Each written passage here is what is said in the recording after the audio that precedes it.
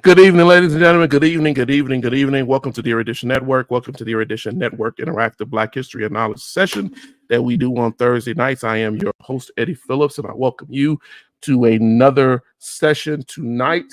Over the last few weeks, we've done sessions with my sons where we have explored the idea of Black fatherhood and sons, and this curious dynamic that we have, and particularly in this country in America, and how African American fathers and sons interact and learn from each other. I've had my eldest son on. Eddie was on 2 weeks ago. Sean Anthony was on last week. And this week, I have my tertiary son, my third son. He'll be on. He's going to be on tonight. And I'm not going to belabor or hesitate. I'm going to bring him on, my son, Elliot, as hopefully this thing will act right, and because it's freezing. It is I, the best brother and the smartest one, Elliot, with 2 T's. Hello, Father. Hello, Elliot. Hello, my son. So, we're going to talk about some things tonight for about. I try to make this session about an hour and a half. The reason why I made this one a little longer is because there's a lot of things to touch on and a lot of things to talk about. And I want your honest opinion on some of these things, okay? As we delve into them, people will probably start coming in, but this conversation, I want you to feel comfortable and having this conversation, and I want us to go over a couple of things. All right, so one of the first things, and I asked your brothers this over the last 2 weeks, because I really want you guys' thoughts on it, and be as honest and open. I know that says a lot for you, Elliot, but as you can, in the question that I'm going to ask. But in your opinion, what is one of, if not the most, but one of the most important dynamics between and I want to make sure that I make this clear to you. The reason why we're discussing African American fathers, because it's a little different, right, than everybody else. But what do you consider to be the most important aspect in the conversation between an African American father and son? Tough love. Because if you can't get your point across, normally, usually a bit of tough love would work.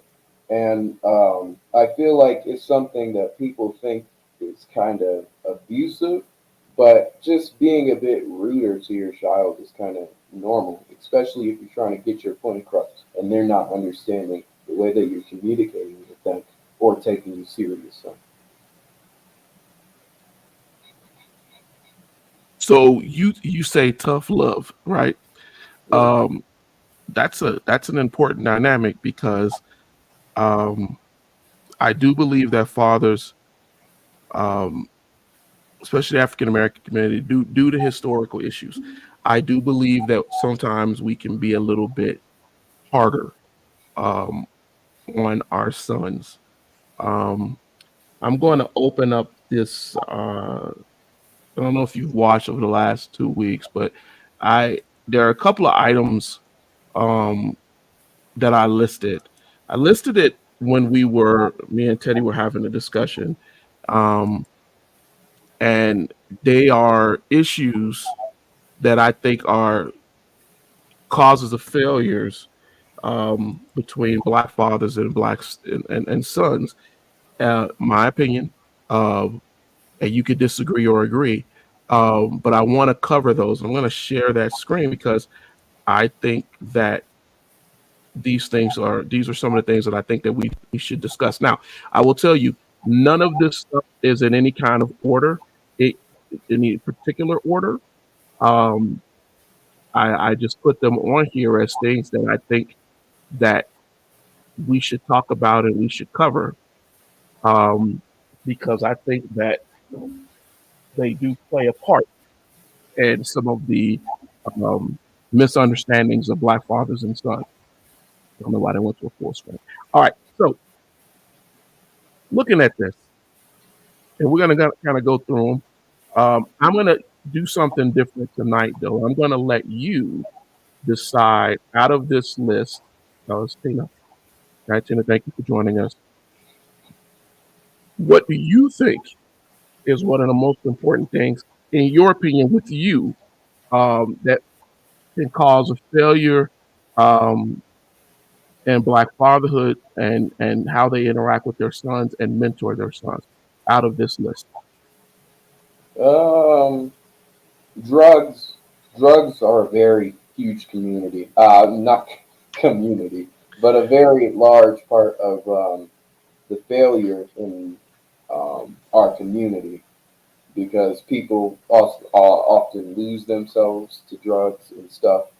Another one would probably be parental issues, which is also really normalized in a lot So of homes. before we get to that second one, you said that drugs are a huge problem in the community. How do you think that drugs play a part in creating a failure to communicate, thrive, or um, create a relationship between a black father and a son? I mean, um, I'm trying to find a way to. Just speak your mind. You can't really talk to a crackhead if they're high. So, but it could create a huge rift because they could be stealing things, trying to get more drugs and stuff because of their addiction to it and stuff like that. So it could really create a huge problem and a whole failure of black male in general. So here's the thing on that though. Why would a son, in your opinion, or even a father, how I get what you're saying. You can't talk to a person who's so strung out on drugs, but what can push either of those individuals, the father or the son, in your opinion, to a drug habit? Um, their own personal experiences, the people that they may hang around, or even their neighborhood.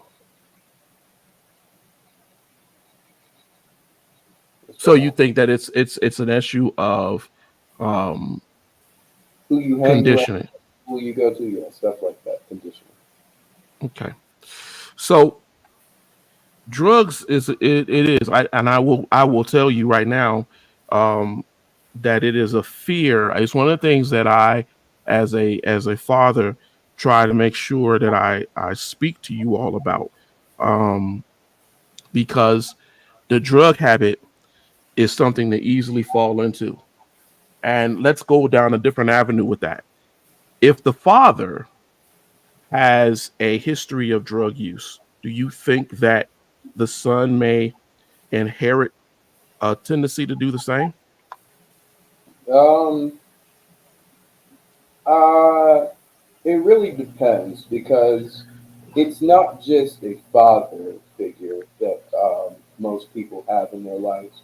So it really depends on both of the parents in a way because I don't think, well, it really varies, but I don't really think that they would stray too far from their parents' teachings, even if the father had a past of drugs and stuff like that.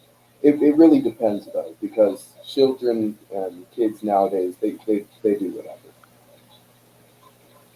Okay. I don't know why that hit it. But let me I get what you're saying with that. But I will say this though. If so that goes along with the idea. What does a father, I'm not saying a mother doesn't either. And I want to make that very clear. And I'm glad you said that. I'm not saying that a mother does not have an interaction with her sons. But what I am saying is that a father's job is to teach his son How what to it live. means to be a male in this world, right? Because he can speak to that because he lives it, right? So if your primary mentor, father figure, is using drugs and makes drugs something that is acceptable, that's what I'm saying. Is it more than likely that you will see not see drugs as a necessarily an evil or something that can harm you? I mean, yeah, I didn't really think about it that way.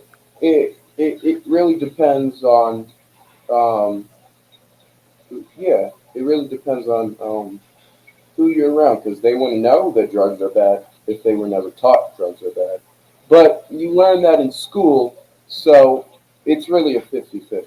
I mean, what do you really learn in school? They tell you drugs are bad. When I was a kid, they had the first lady, um, Ronald Reagan's wife, Nancy Reagan, used to run around and she would make this statement: "Just say no."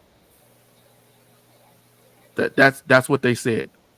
Now, here's the thing: it was easy for Ronald Reagan's wife to come out and say, "Just say no," right? When she didn't live in a community that was saturated with drugs and poverty, right? And so I think that those things play a part into it too, and that's why I really wanted to kind of go down there as we did down that rabbit hole a little bit. The other thing that you talked about, that you mentioned as high on your list, was um, parental issues. How do you view? And I know this thing is freezing a little bit. It's actually not doing too bad today, but it is freezing a little bit. How do you view um, the idea of parental issues? What is your take on that that line right there? What do you believe is a parental issue? Anything that goes a bit too far, like a huge thing in the black households that was causing massive amounts of death and stuff was molestation, um, the murdering of their own children, and abuse in the household, which for a long time really made a lot of families separated and stuff, which caused further problems, which leads into drugs, and that's why it's second on my list. Okay, so I think that's a good thing, and I think all of those things that you said are absolutely true. There is a lot of different things and failures within the communities, and fathers either playing a part in abuses or ignoring abuses. Um, but let me give you two other parts of that.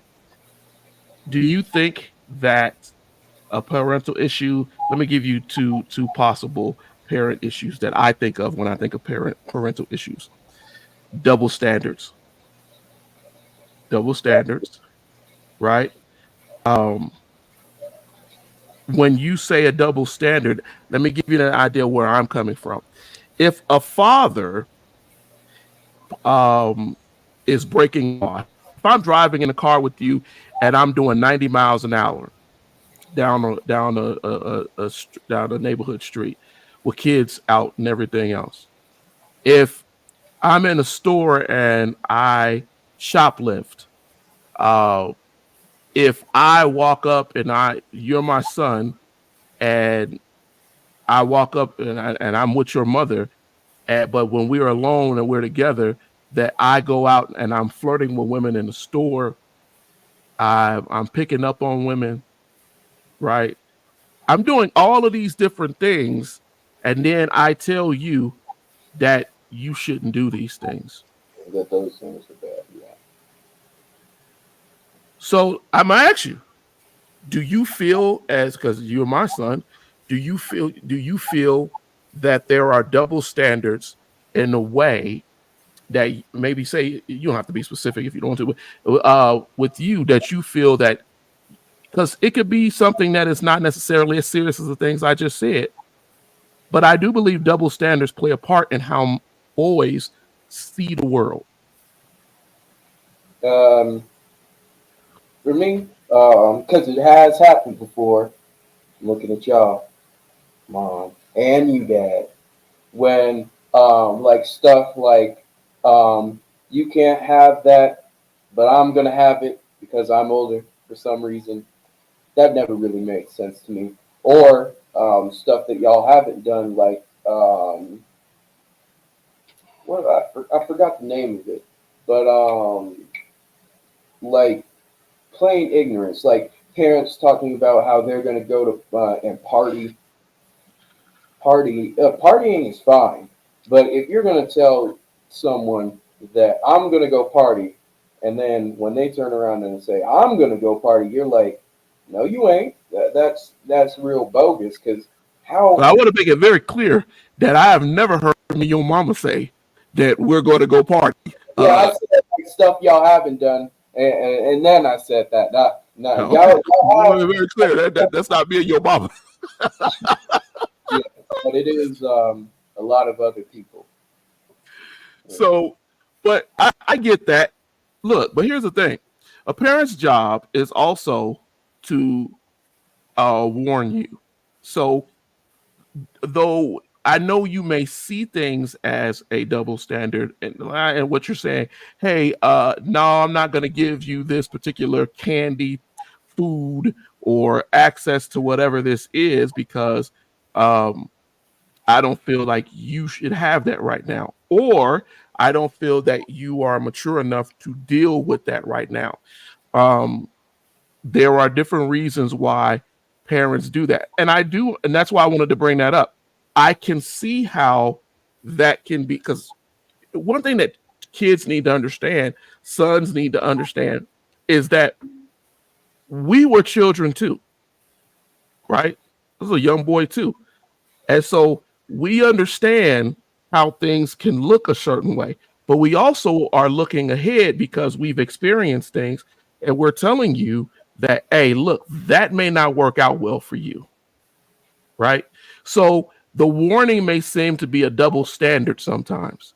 It's not saying you won't ever be able to access or do those things, but what it is saying is that we're not going to allow you to harm yourself or overindulge in any kind of way.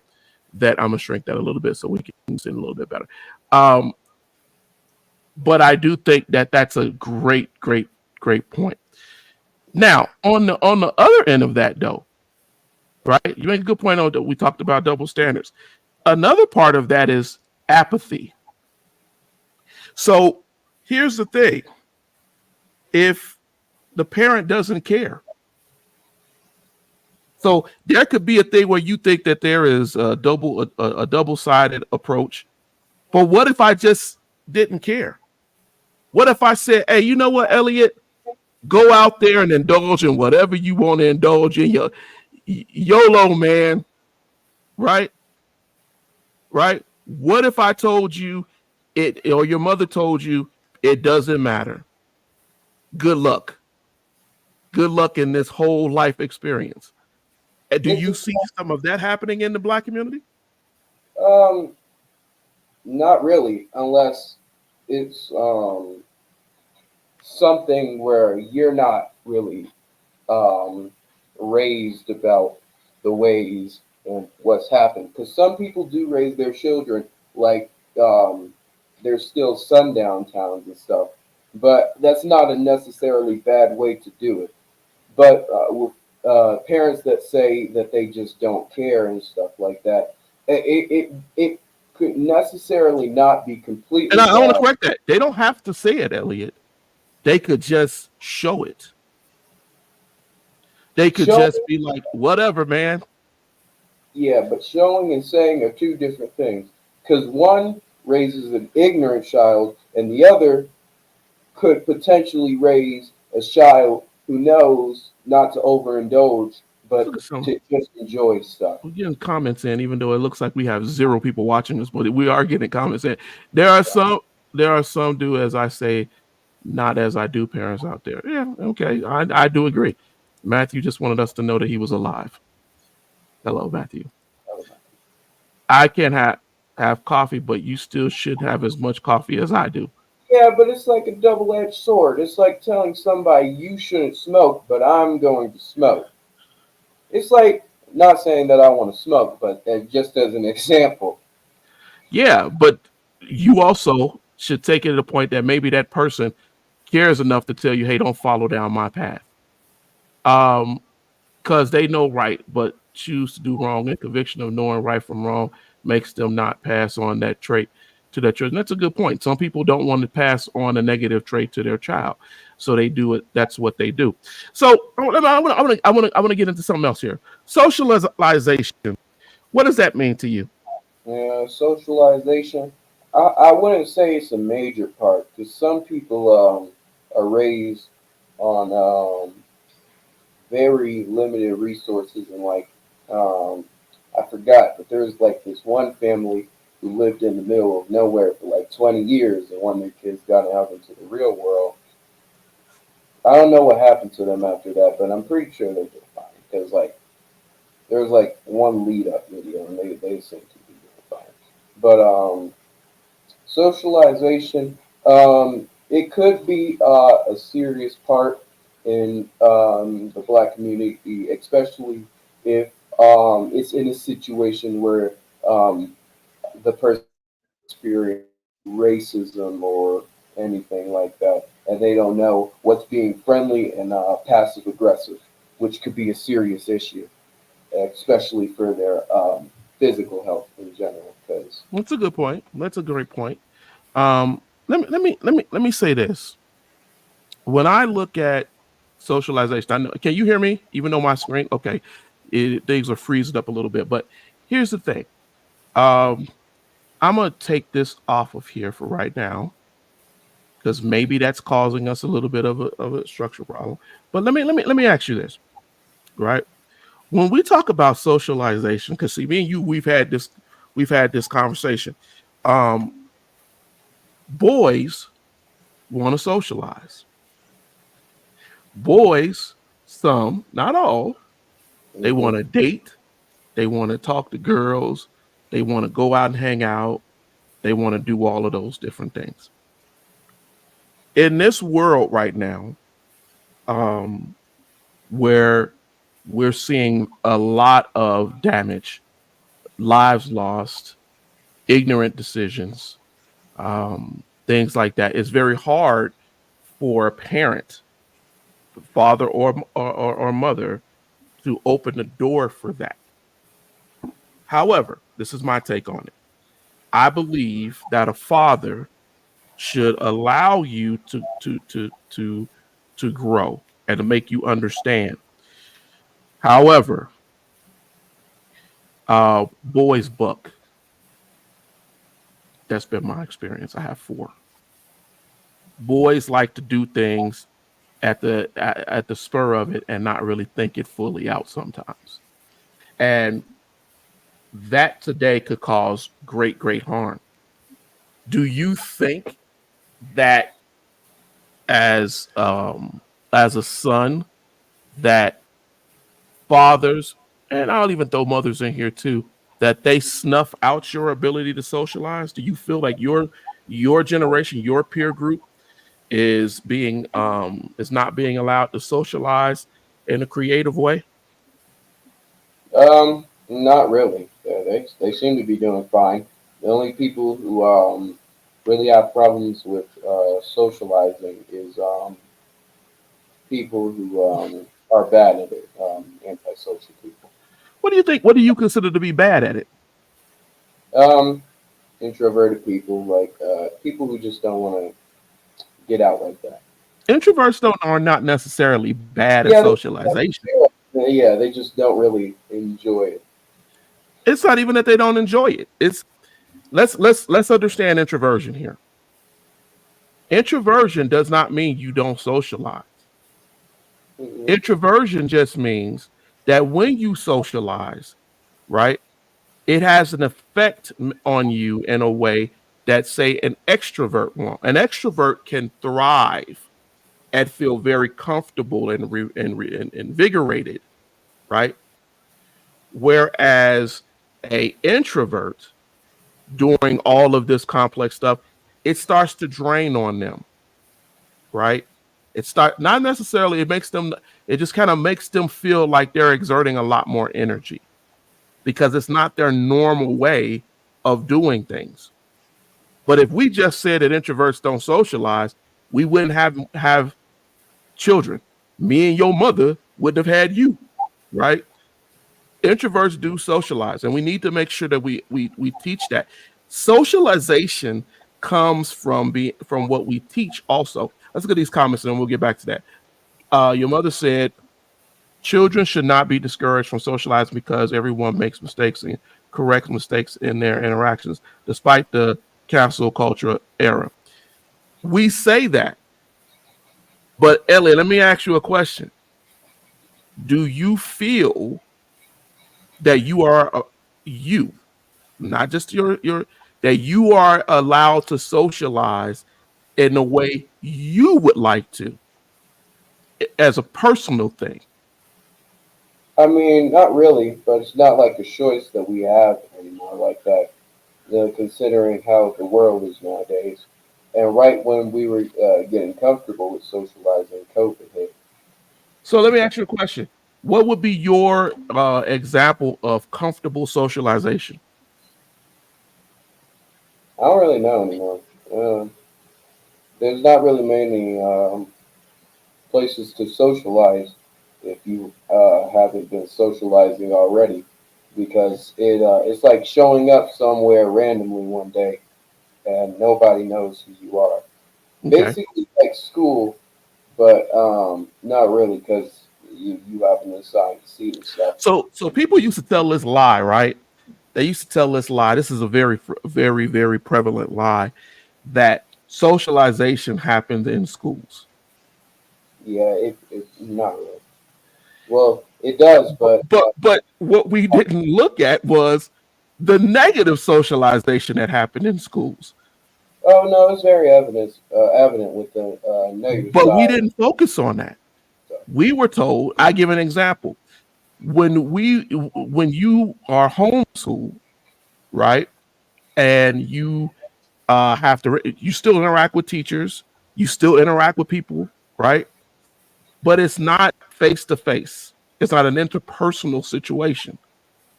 But I will tell you, for the last 25 years, we've gotten out of interpersonal situations.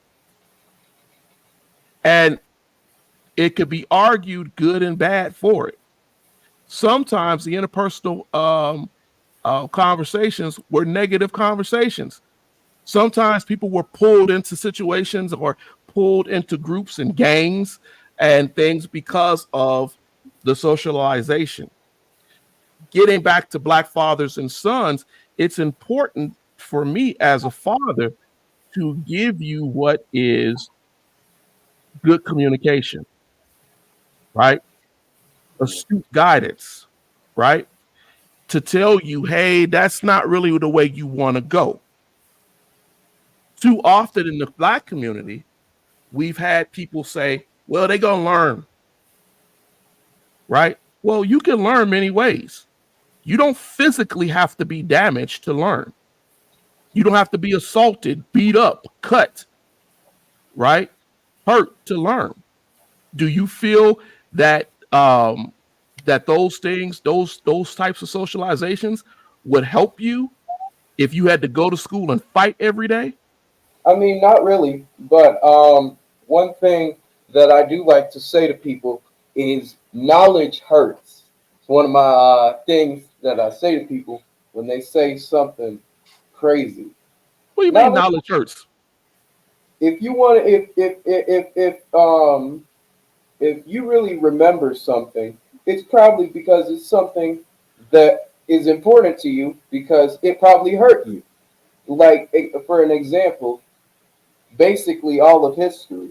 So Mm-hmm. if you really think about it, a part of socialization should be not necessarily, but should be a bit of a rough interaction, so you would know what kind of group of people you want to hang around, who are bullies, and what you basically need to know about the world.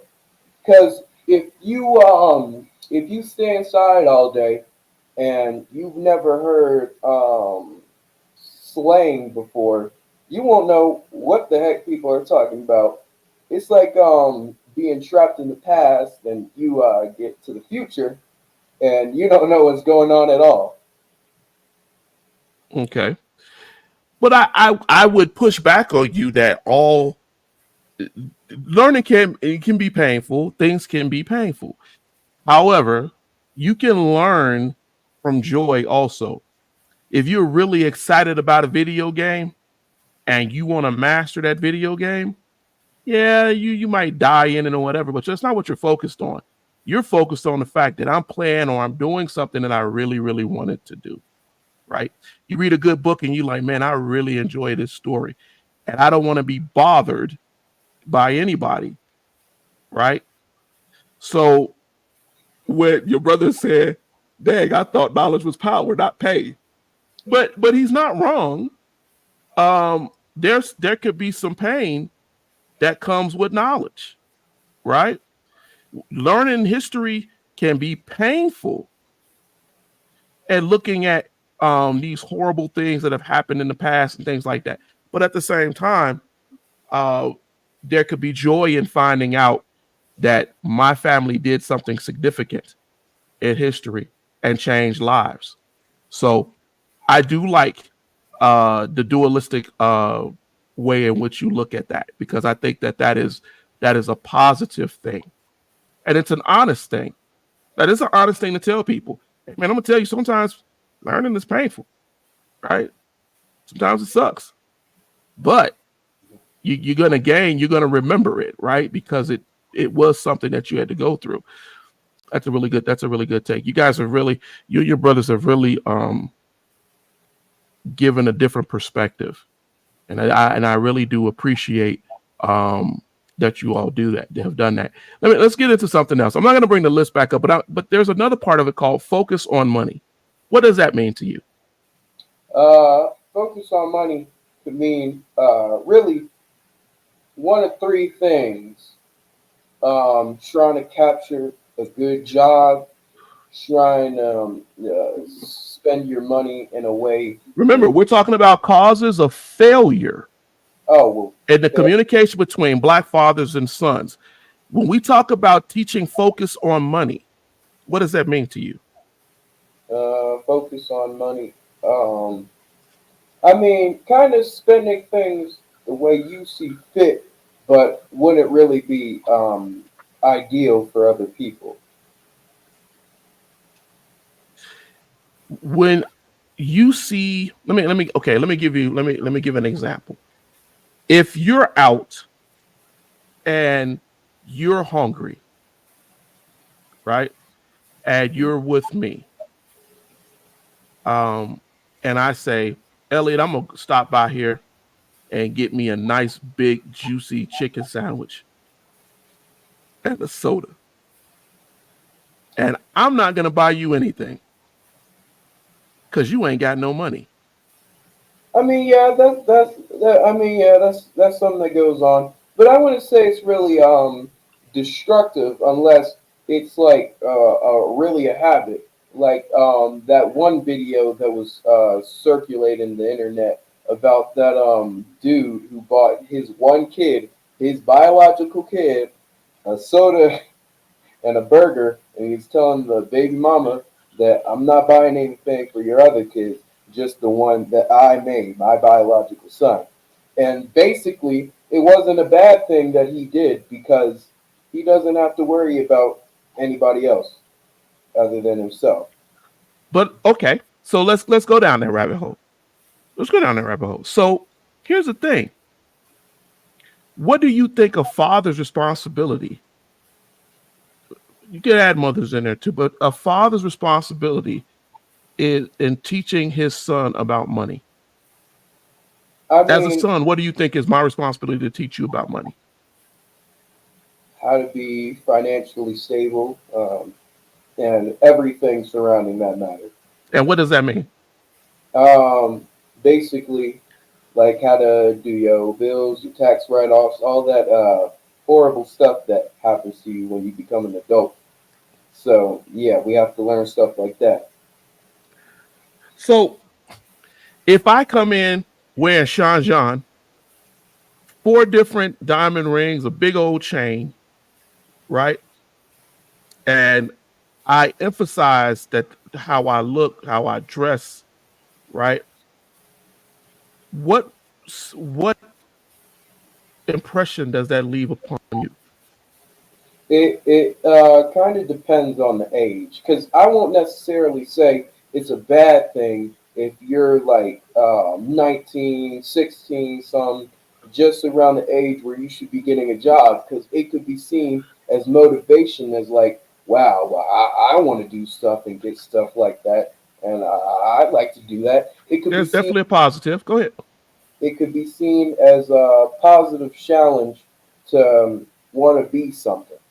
So I wouldn't say it's necessarily a bad thing, or it could be taken in a negative way. But in How? my head, uh, it could if you were like 7 or something, and you're starving and wearing rags, that would be quite horrible. But if you're 17, 18, 19, where you need to get out the house and get yourself a job, Do you think that people could worship money, Elliot? people do worship money every day.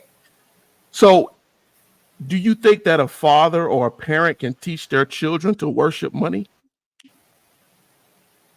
Um, it depends on your environment where you grew Do up you in. think that the situation I just told you, if I'm coming in every day and I'm buying all of these extravagant things that we can't really afford, what am I teaching you about money? That money is nothing, and you can get whatever you want. What if on the opposite end of that, if I keep working and working and doing that and I'm spending all of this money and I leave nothing for you, I'm not building a job, wealth. I'm not doing anything, but I'm just spending, spending, spending. What effect does that have on you as a son? It could be a negative effect that makes the child want to steal and stuff like that. You can idolize money. That's my point. And I think that that can be a definite failure in how we teach that. Now, here's the thing. I love the fact that you seem to be oblivious to that fact because that's not the way that we raised our children. We try to make you understand that everything that you have, there's a blessing in that, right? Hmm. Um, and it ain't a guarantee, right? Nothing is a guarantee. You got to give that to God and give that to the idea of hopefully this will itself it will work out. But that focus on money, I think, is a huge thing. If I don't teach you, in my example, if a father gets up and he works every day, to pay the bills, and you see him paying bills, you see him paying and doing all these things, making sure you eat and are fed and whatever. That's a positive example, Yeah, it's right? a positive, but the way I see it, it could also be mostly negative Go ahead. because it's like a rat if you think about it. A rat will find a nice warm shelter, and if somebody comes by and feeds it every now and then, it'll feel comfortable to stay there for as long as it needs, have its kids there, and just stay there. So and if your parents start to show that I can't be here for you forever, I can't give you clothes, feed you forever, they'd be like, well, I need to move like a rat would do. It would move.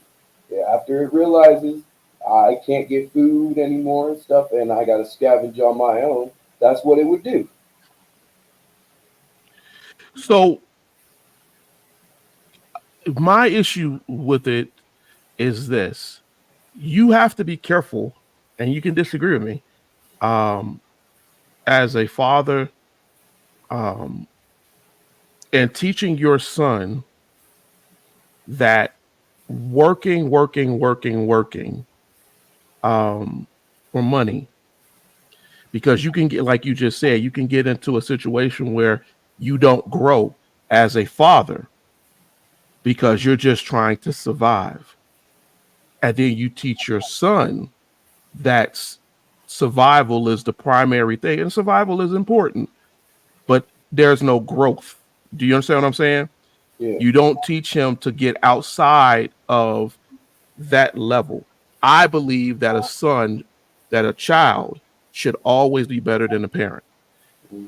That's the job of the parent. That's the job of your mother and me. Push for you all to do better than what we did, to get things faster than what we did, to understand those things early, so that by the time you become our age, those things are already done, and you can do better by, hopefully, by my grandchildren. And that's what a parent should be doing. Let's add something else here.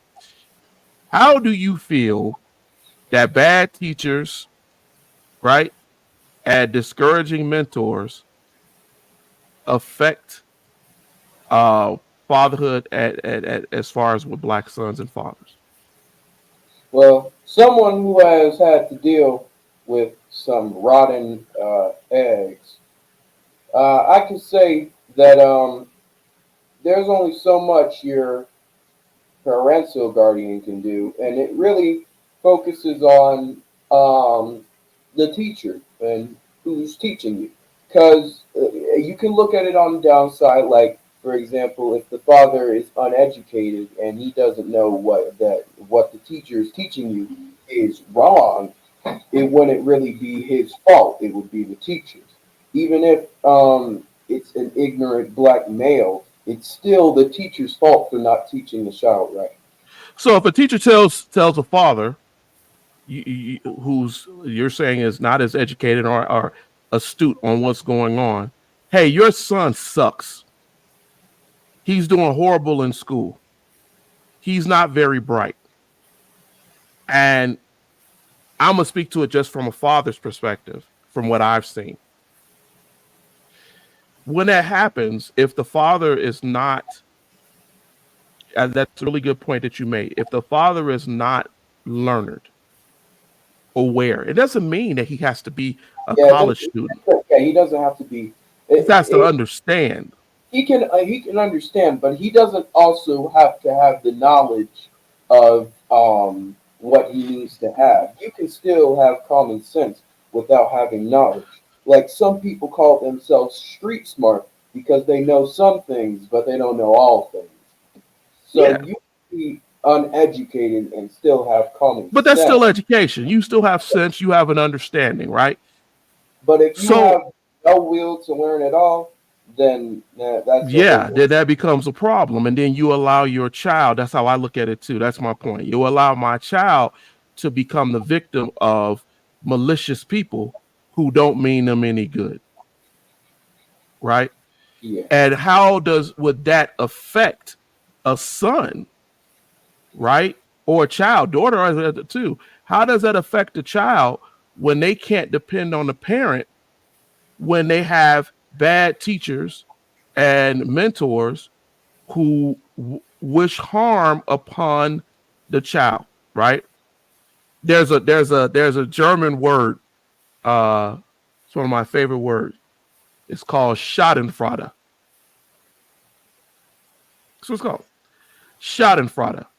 And Schadenfreude simply means, and I've used this word in talking to discouraging mentors and telling them, you know what? You like to engage in Schadenfreude. And they looked at me just like you looked at me, like, what is he talking about? But Schadenfreude means simply you wish ill on a person for absolutely no reason. Yep. You don't want that person to succeed. Now, there could be reasons. There could be obsequious, hidden reasons. But for the most part, you engage. And we have found that a lot of teachers from research, your mother is definitely looks into research, and I've looked at it too, where there is a definite desire to hold down African American boys. Especially, Go ahead. yeah, I've seen it before.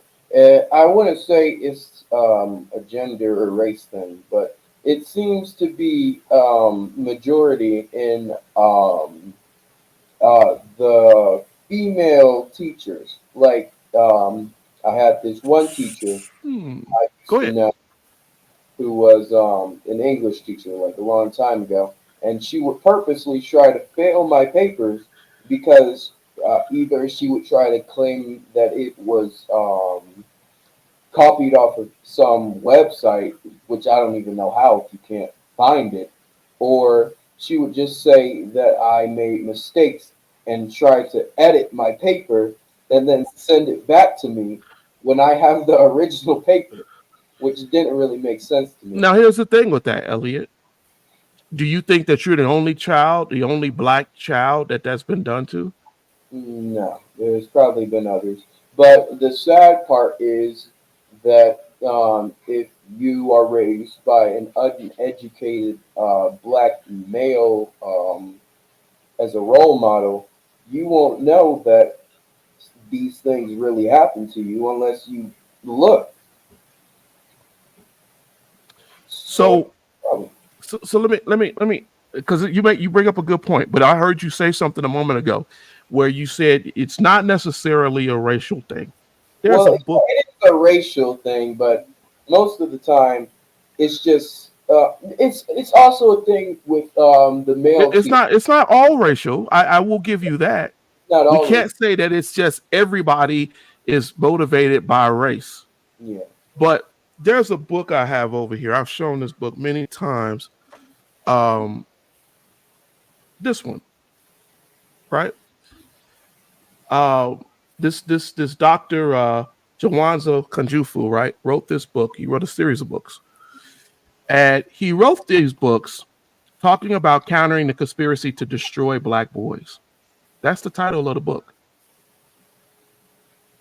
And he was motivated to write the books and to do the study because of what you just said from personal experience. Because in a country where over 90% of the educators, right, are white female, not saying that they're not good white female educators, but who have not been raised around, all of them haven't, people of color. And they are motivated by what they have been taught or perceive. Yeah. And when they interact with our children, right, they assume. Now, I'm going to go back to something that I said to you earlier. I was a young boy who went to school. I had a teacher directly look at me and a friend, and I told you guys this, and told us that we weren't going to be anything but in jail or dead. This was a teacher that told us this. Yeah. I had another teacher that said, oh, you can read pretty well. Why don't you read all the time? I have a word for that because sometimes I think Schadenfreude. no, not Schadenfreude, but sometimes people who weren't raised around colored folks, they won't understand that sounds kind of That's racist. not the term that we use anymore. It's Yeah, Elliot. We're not 1965. you know what I mean. But if they weren't raised around African Americans or people of color, they wouldn't know that what they said is racist. I have my own personal word for it. I call it the big. So it's almost like bigotry, but they don't know that it's wrong. Some don't know it's wrong. That's the part of the big. It could be taken two ways. So it's either they don't know or they do know and they're trying to slight you and they want to see if you catch it. If I ask you a question, Elliot, let me ask you a question. What I want you to think about percentage from 1% to 100%. What level of reading do you think that African American boys in general, statistically, when they come into kindergarten, what level from 1% to 100% do you think that they're reading at? Um, Yet again, it depends on the household because some parents try to. Statistically, there are always outliers. 1 to 100%. Give me what you think is a semi decent number. You think they're at 20%, 50%? What? 75%. Yep. Go big Do or you go home. realize that African American boys, on average, even to this day, I'm looking at a statistic right here, right now, that they read at a 90 to 92% tile level coming in. That means they understand basic words like eight, at, those sight words. They already know them going into kindergarten. I thought that was common. You thought it was common, right? But No. so what level do you think that they're reading by the time they get to say 8th grade? Those Um, same kids. I'm guessing it's lower, What percentage? 30%. It's you're absolutely right. It's about 30%, 20 to Oh, 30%. So dang. why is it that, and hold on, they are the predominant, right? Statistically, they are the ones who drop the lowest in reading scores and math scores. What happens between kindergarten, where they were coming in knowing these words, and coming out of elementary school, going It, into high school? it could be a few things. It could be the discovering of things like autism, mental illnesses. It could That could also play be a part into it too, but that doesn't explain the huge drop across the board. Those are um, outliers. jealousy. Lots and lots of jealousy, bullying, racism, obviously, Racism, stuff like that. okay? Bullying, socialization.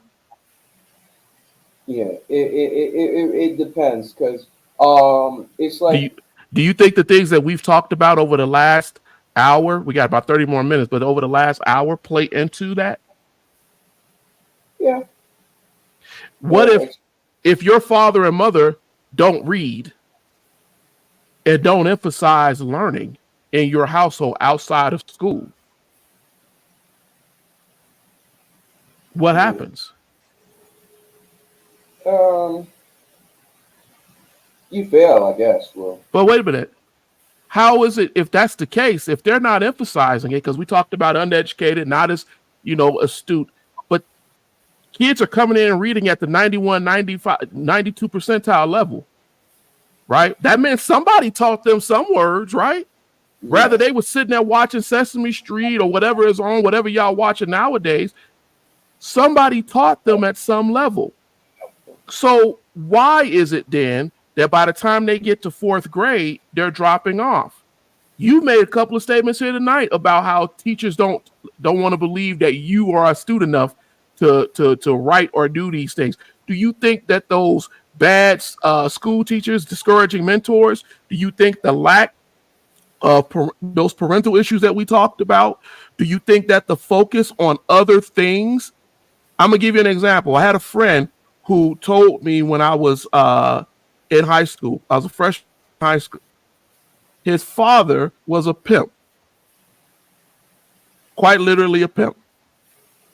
And he told me, he said, Eddie, I don't even want to go to school. My daddy make money, and he didn't even have, he dropped out of school in fourth grade. He got all these women, he didn't call them women, working for him. This is why I emphasize these episodes, because he took that mentality and used it as a positive instead of a negative. He's dead. Oh, he got killed when he was 19 years old in a gang shooting. It's so important, the ground that we lay with our sons. It's so important. Teddy said it on the episode that he was on, that communication dynamic. Do you feel like you could communicate with your father? Be honest. Yeah. Do you think that I turn you away from certain things and be like, I don't want to hear what you're saying about that? You don't know what the heck you're talking about. Yeah. When do you think that I do that? I don't remember, but it was about something stupid. And basically, you were correct. Probably something stupid, right? But here's the thing. Do you feel that you can come to your father and say whatever is bothering you? That is what is the most important thing for me as a father. Rather I agree with you or I don't agree with you, I want you to be able to express yourself. Yeah, but it really depends on what I'm frustrated at. Because you can't really come to your parents about being frustrated at one of your guardians because that wouldn't really make sense. So you look, you are in a very good position that you have a mother and father who absolutely love you and care and want you to have the best. They won't let me get candy. I just want to put that out there. They don't give me candy. Please donate, by the way, so they can give. Don't donate this kid any candy. Not at all. That's okay. That's okay. Because when you get ready to go back to the dentist and they clean it and they going, man, it's good that your parents didn't give you none of this candy. No, I am very good. Your brother said that's when your brothers come in. That sounds abusive. I'm a strong believer that y'all don't need it, but I do. That sounds abusive. That's when your brothers come in. Sounds like a threat.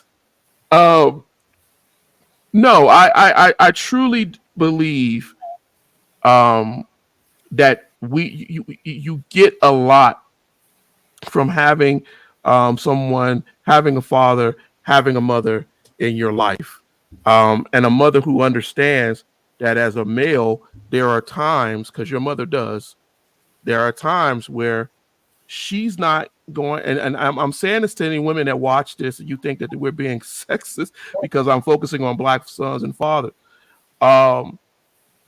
You have to understand the importance of that male mentoring in your son's life. Maybe he don't have a traditional father, but he got a mentor. He got a person that cares about him. And you shouldn't get in front of that because, see, here's the problem with that. There is a lack of male understanding. Would you agree with that, Elliot? Yeah. What do you consider to be male understanding? I wouldn't consider it to be violence, but I would a stronger tone of, look, we need to get this done, and you need to help me get it done.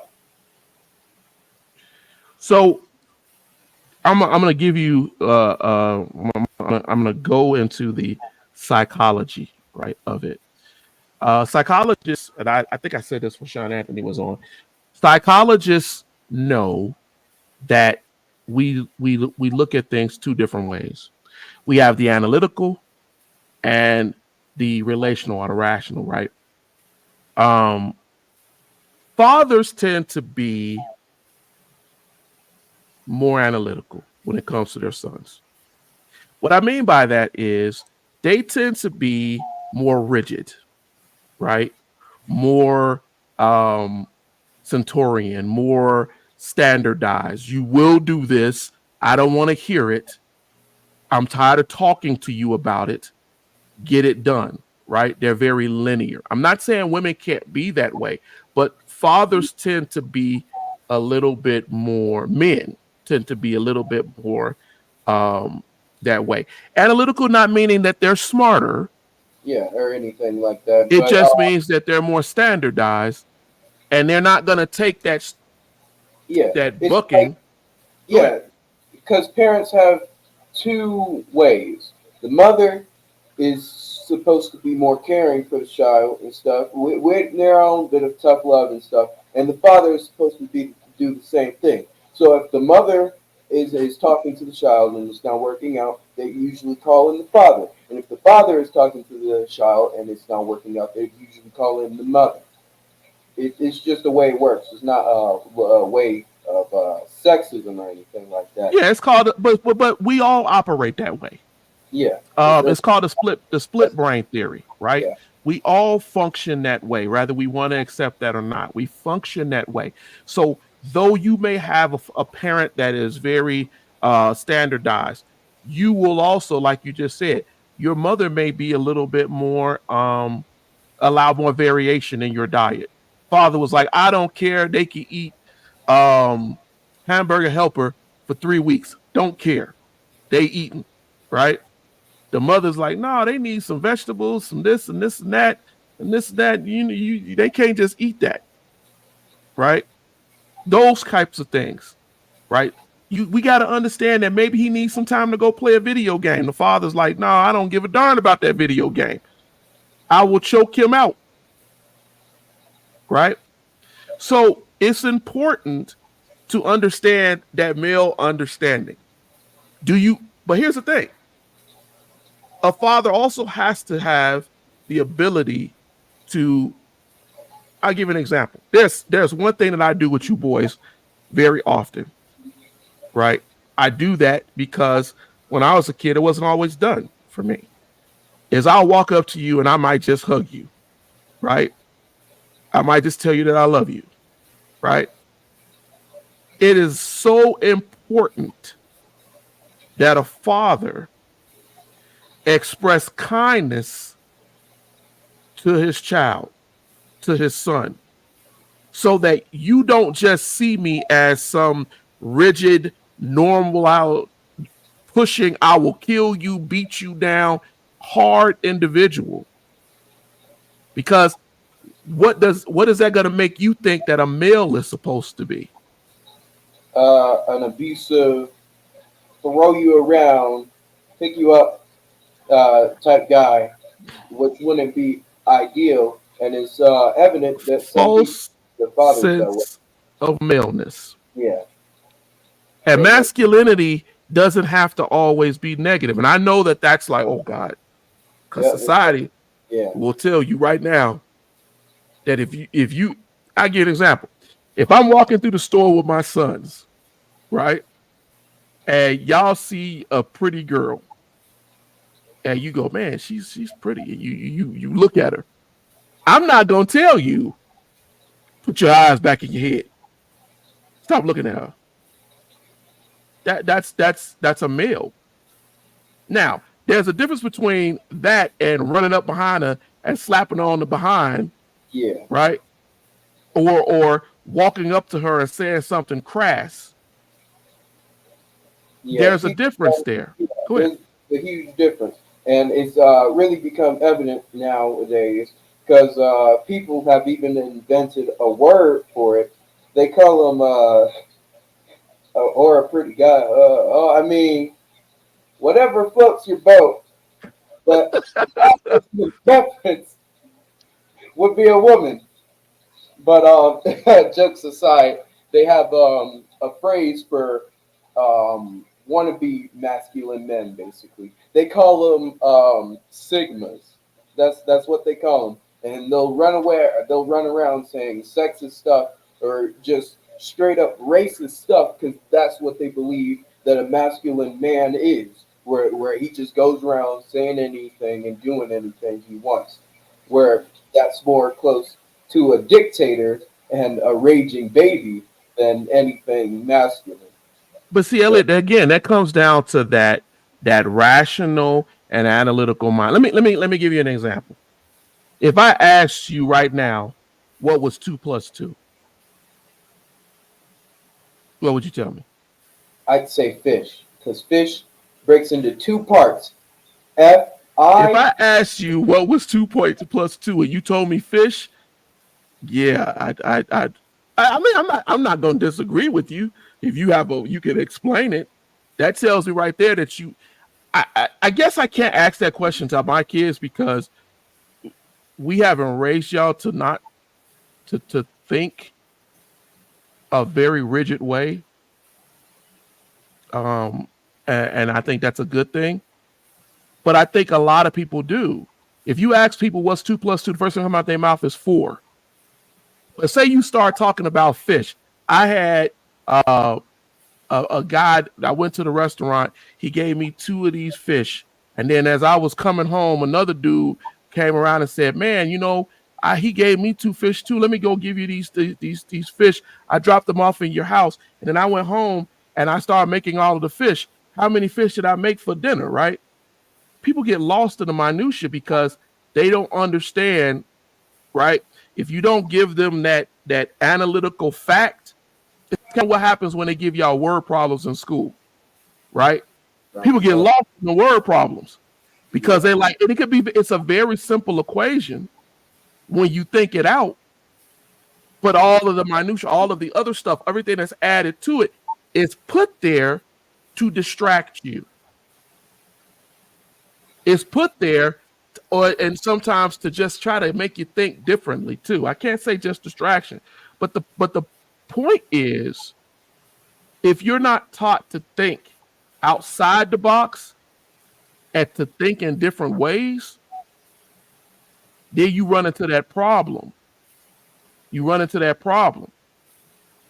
But yeah. I look, Tina, don't tell we are finishing our answer. See, and then you get these Oh, stentorians. no, talking about the fish thing because I don't think people really got it. Because fish is four letters: F Oh I my God. S H. See? Yeah. Yeah, I know the way your mama teaches y'all stuff. And if that works for Oh no, you, no, no, that was from some dumb joke. Yeah, no, your mother teaches y'all ways to try to learn things for you to be able to remember because y'all memory is pretty bad. yeah. Yeah. You don't Mostly, get that from me. You don't that part you don't get from me. That is all her, and she can own all of that. yeah. That's theoretical though. You never really know. It's a mix of two genes. It's like a turtle and a snapping turtle. How do No, you I've know proven it. a turtle from a When we sit normal? there and play games with each other, you all I will give you the primary example. The day I sat there and let y'all play Uno, and I watched the hours just go and Uh, go and go.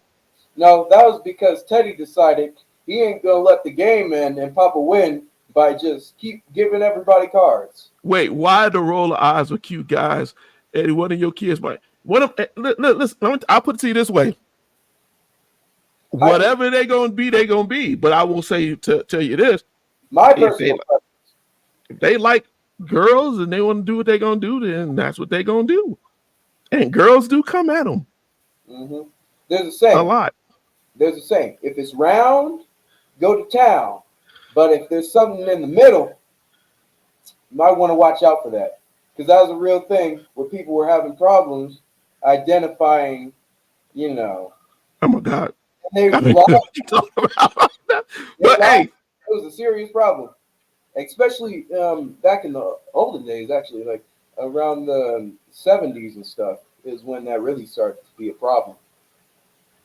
See, this is the problem with y'all. This kid talking about if I can't get out of the game, ain't nobody getting out. Yeah, that's the problem, and that's why we were there for so long, just playing Uno. And every time I'd hear the Uno, I'd get a bit of hope, and then That's fall your right mama. back down the hill. That's your mama, y'all. I prefer, at some point, I'm done. I don't care if you win or lose. Let me out of here. Free me. Give us free. Yep. We didn't want nobody to win, so we was just there. Yes, Forever. because y'all a bunch of weirdos. So, um, as we've been on for about an hour, we got. I want to get to this other part, that I discussed with them too, because I got Maddie on next week. That's going to be another interesting. Yep. But I want to look at this other thing, um, over this next few minutes that we have left. Um, Hopefully, it'll let us share this time, and it won't cause us a bunch of issues. Um, Things that can help make better sons and fathers, right? I think you Now, forget time travel. Time travel is very important. so one of the things that I put on here is spirituality. How important do you think that spirituality is for you? Because it's different for everybody else, and the relationship that you have with me as your father. I think it Christian well, not just Christianity, but Well, you're a Christian, but spirituality. Go ahead. spirituality. It brings people together as people because most religions believe in um, doing good, unless you're something else completely, then that'd be a problem. But it can help bring people together because some religions have things like feasts and stuff that they do with their families, and just things to make you a better person and bring you closer to your family. So you think spirituality is an important thing that should be shared between father and son? Yeah. But it could also be a negative because, again, people use Christianity and religion as a way to hate on people that That don't can follow happen. the same thing. And I'm That not that can saying happen. that necessarily they should be going out here and not spreading the gospel, but if you're going to a point where you're telling people that they're just going to straight up burn because they don't believe in the same thing as you, then not only are you losing potential people in Christ, but you're also just making yourself look like a bad person in general. When I look at the spirituality issue between a father and a son, this is how I look at it. If I could go out every day and I can work and I can do whatever and I can encourage you to be a good man and to do whatever, but if you never see your father pray, if you never see your father give reverence to God, if you never see your father defer um, to a higher power or just some sense of things being out of my control, I think as fathers, we if we don't teach our sons that things can get out of your control, you can't control everything. And a lot of times, sons who don't learn that, they find themselves in a situation where when things get really hard, right, and they don't know where to go. They don't have that spirituality, that understanding that this is beyond me. And so I think that it's just important that we emphasize that spirituality part. I'm gonna try to move through this just a little bit quick because we got about 15 minutes left. Knowledge of history and self. How important do you think that is? And Uh, Very important because if you know where you come from, that's one step of knowing who you are. Even in stuff like meditation and old history, people would talk about that knowing where you come from and stuff is a part of knowing you as yourself. So it's very important, and it can also bring people together. For example, some people didn't even know who their fathers actually were until they actually did their research and looked it up and looked through their history and stuff and found who their father was, which it could be a negative, but has mostly brought some people back together with their fathers and stuff. So yeah, that's So that. when I look at knowledge and self, obviously I'm going to always emphasize history, right? We should know like everything that you said. Let me ask you a question. Do you know what it means to play the dozens? No, You know what it means to signify? kind of. You know when they say your mama's so fat that when she turned around the world, the world turned with her, Yeah. stuff like that, right? Playing the dozens. Uh I was talking to somebody the other day on chat and they were like, man, we used to play the dozens. And I said the dozens is a part of our history. And I'm gonna get into that coming up on one of these episodes. We used to play the dozens. People always see that. I did for a long time. We used to see the dozens or signifying, like Dolomite way down in the Demo Deep and all the rap that was done. We see that stuff as negative. That's how we taught to look at it. But really, it comes from a history of quick thinking, signifying the dozens and all that stuff comes from a time post-slavery. It was a way of communicating and showing people to be pretty smart, right? In order to respond to somebody in that way, you got to be really, really quick, Yeah. right? You could say the same thing with early rap and music, because it Yeah, would actually take skill to think of ways to rhyme and stuff. But then they got into the reason I because said um, um, um, when they started first rapping and not the current and like '90s part of it but is if because you didn't know that signifying the dozens and rapping all come from a collective of a certain thing, if like for a long time I didn't know that. If you didn't know that, you would only see it as negative, right? I mean, they yeah, talking about each other mamas like that. yeah, But people was joking and laughing and talking about each other's mamas and houses and where they lived and joking about the poverty, right? And using a word game to grow their vocabulary, to learn how to rhyme better than some poets, and right? to boost their the way that things were, because even if you're in a negative neighborhood, at least you can make fun of the fact that that is happening instead of just being sad. And what are you doing when you're signifying or playing the dozens in a crowd of people?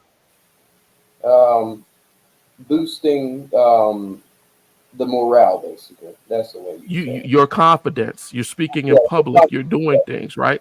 yeah, So I say that when we talk about knowledge of history and self, because we always talk about history, but what is self? Self means knowing kind of where I come from, who I am, why these things are important. And that's why I got into that because I want you to understand, because I know you all joke around a lot on your show. There's nothing wrong with that. Because if you are gaining something from it, if you're having interaction with your brothers and you're gaining all of those positive interactions, you're thinking faster, wiser, putting things together in a way that you would not have done, right? Uh, in school where people get snuffed out. We used to do spelling tests where everybody had to stand up and do spelling tests, and people would be too nervous to spell. And a lot of them had to go sit down and be embarrassed simply because they didn't want to talk in public. They didn't want to be seen to be stupid. yeah. But those dozens and signifying and rapping, all of those things allow people who didn't even have that education level to interact. What about admonishing racism as real? What does that mean? I mean, if you don't understand it already, it could be life saving, because racism is very real and it's evident every day.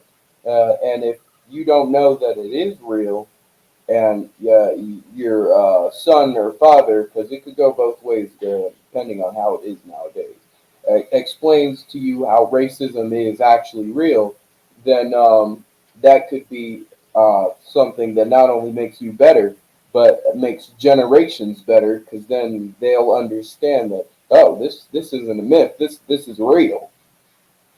Mothers have a hard time with it, but fathers, black fathers, need to talk about this. We have to admonish racism is real with our sons Hmm. because we know that they could be attacked, harmed, hurt, killed, and it's an important thing. But here's the thing: it has to be done without a sensitive ego. I can't sit here and tell you that no, ain't nobody ever gonna do nothing to my son. That's my feeling. Hmm. But if I don't prepare you before you go out in the streets, right, as an adult, then I've done you a disservice.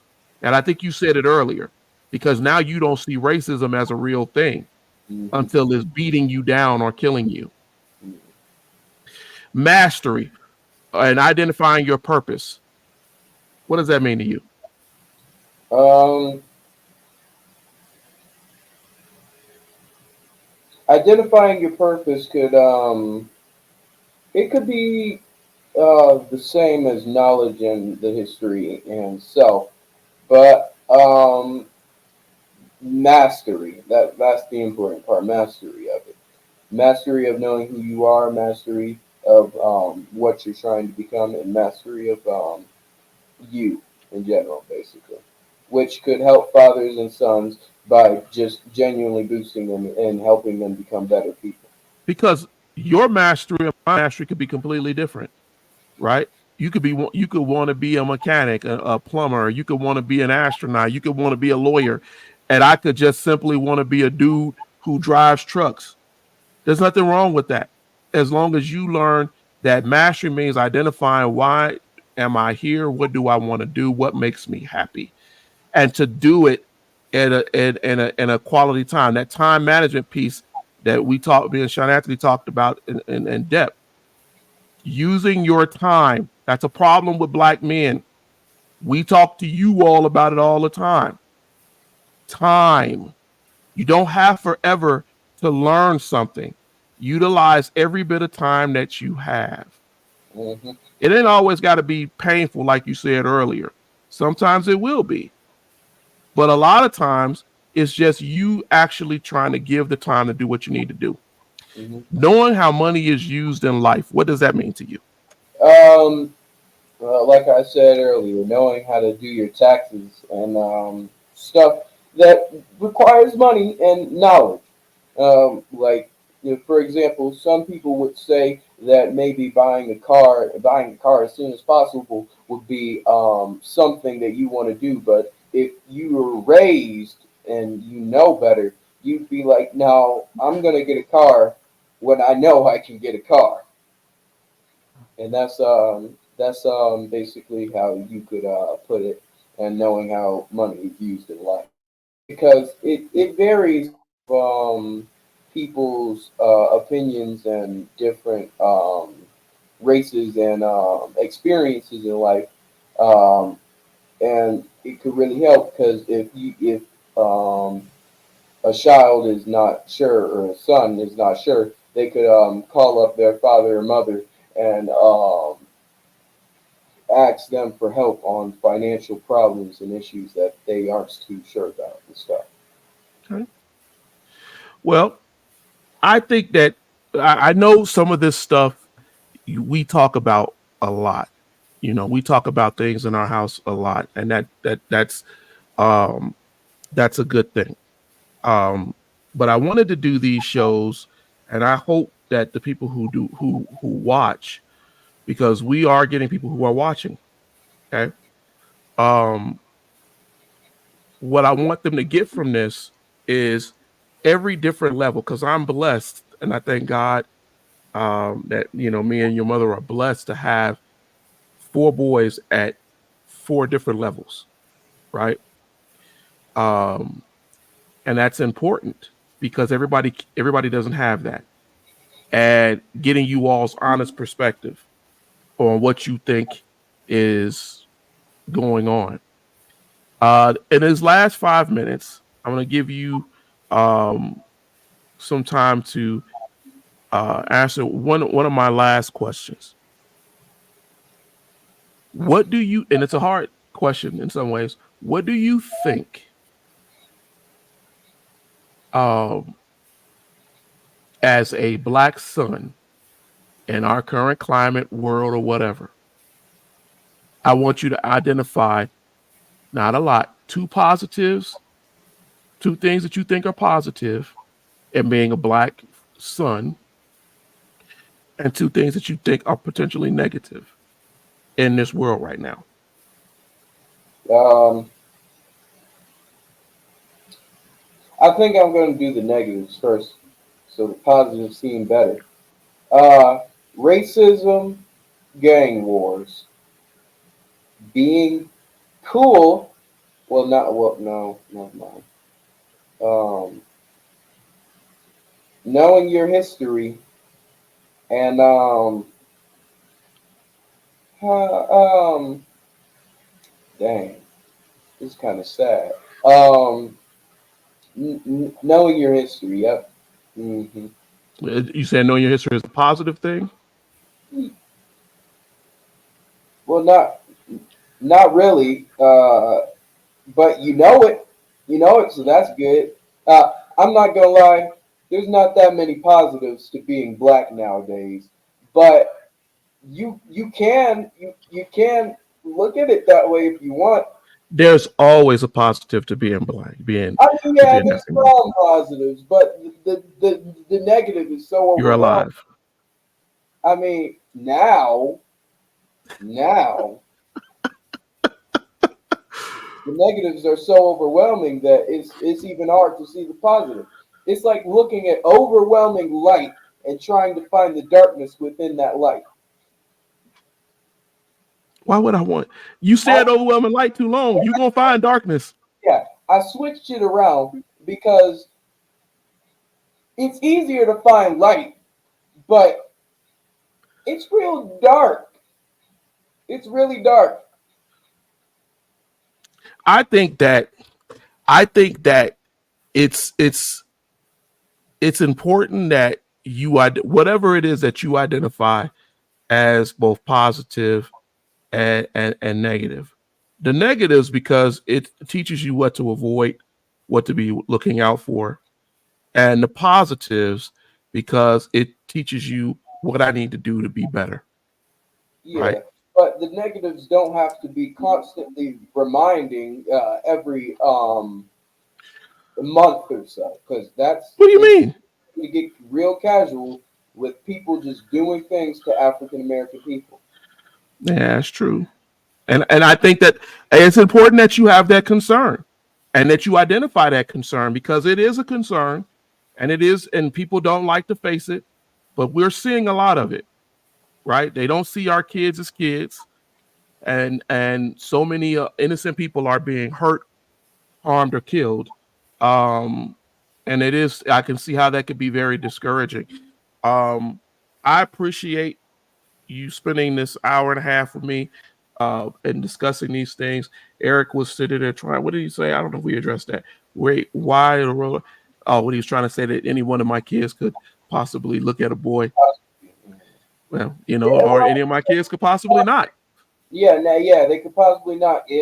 Well, it's a higher possibility unless you bring home what you think would be a female, but could Yeah, potentially not be. that is a discussion for Discussion erudition for generations that another. the boys have. Oh, no, you can't really discuss that because it could come across as some type of Y'all have something. discussed it. Yeah, and that's the thing. I don't mind you discussing those things and how you deal with them because you all are a different generation, a different peer group, and how you look at it. Like there are certain things that you guys have talked about on your show, and that is another plug for Erudition Generations that you guys are on Wednesdays. You guys have done some shows where you really did talk about those things, and I've actually got responses back from people saying that they were happy that you all talked about that because they didn't know about it with their own kids. So it is an important thing to do, and what it is that we're doing on here. So take credit for that. You guys are doing a really good job with that, talking about catfishing and this weird stuff and all these things that most people my age we don't know about because we're not even dealing with. Not like that. I'm not online dealing with it like that in the gaming communities and things like that, and how people prey on kids. But we're at that hour and a half. Hey, I appreciate it now because I had a long day today. But I appreciate, even though I had to threaten you several times, but I do appreciate because I always have to threaten my child. But That's me in the background. I'm what? always. That's me in the background. Did you not see? Look back there. That's me. That's me. God. Yeah, I know. I'm That's always another. All right, I love you. You everybody. Hey, please feel free to share this program, subscribe, like, share, share this program. donate. Yeah, donate. We definitely can use some help with these cameras and mics and things like that. That definitely help the program. So anything is welcome to help us to do that. All right, I'm gonna get out of here. Elliot, again, thank you for coming on with me tonight. Next week I will have Maddie on. We'll close out with Maddie. No, not gonna close out. We're gonna have Maddie, and then after that, we're gonna do a kind of a wrap-up show where we'll have all of you boys on at one time, right? Talking to you. All right. Until then, ladies and gentlemen, be blessed as my son slips out of his chair onto the floor, whatever he's doing. Y'all be blessed, and thank you for sticking with us if you did for this last hour and a half. And I pray that God continues to bless you in your life and guide you and lead you. But until the next week, have a good one.